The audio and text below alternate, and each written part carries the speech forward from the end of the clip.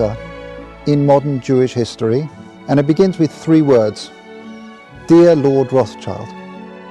Dear Lord Rothschild, I have much pleasure in conveying to you, on behalf of His Majesty's government, the following declaration of sympathy with Jewish Zionist aspirations, which has been submitted to and approved by the Cabinet.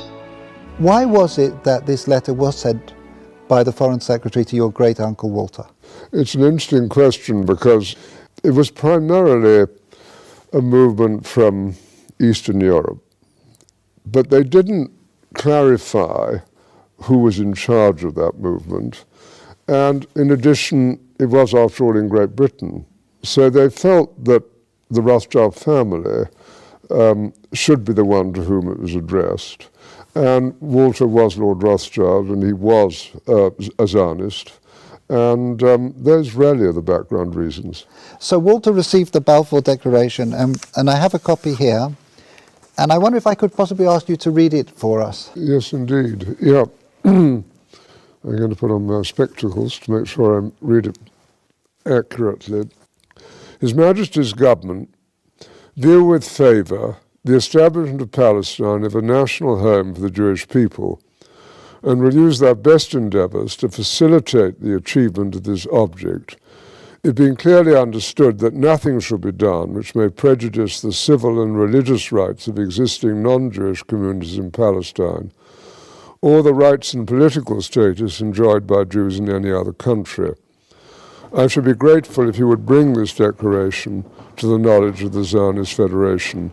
Yours, Arthur Balfour. And here it is, the Balfour Declaration. What do you feel when you see it here? I genuinely feel it's one of the most extraordinary moments in the history of the Jewish people. If you think it took 3,000 years to get to this, and then you say, how did this miracle happen? It's the most incredible piece of opportunism. I mean, if you think you had an impoverished would-be scientist, Chaim Weizmann, who somehow gets to England, meets a few people, including members of my family, seduces them. He has such great charm and conviction.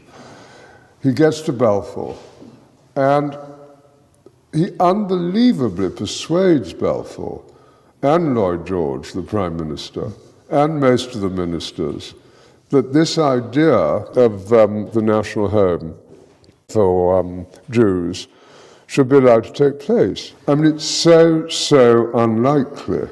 And then he's, starts to fight a difficult battle with the British cabinet, and this letter goes through 5 drafts, as you know.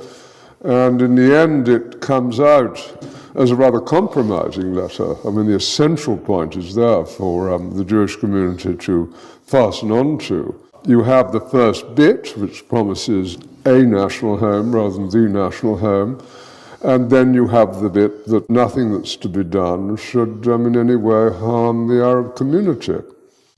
But you come back to the big point, which is that this is perhaps the greatest event in Jewish life for thousands of years. And it's a miracle.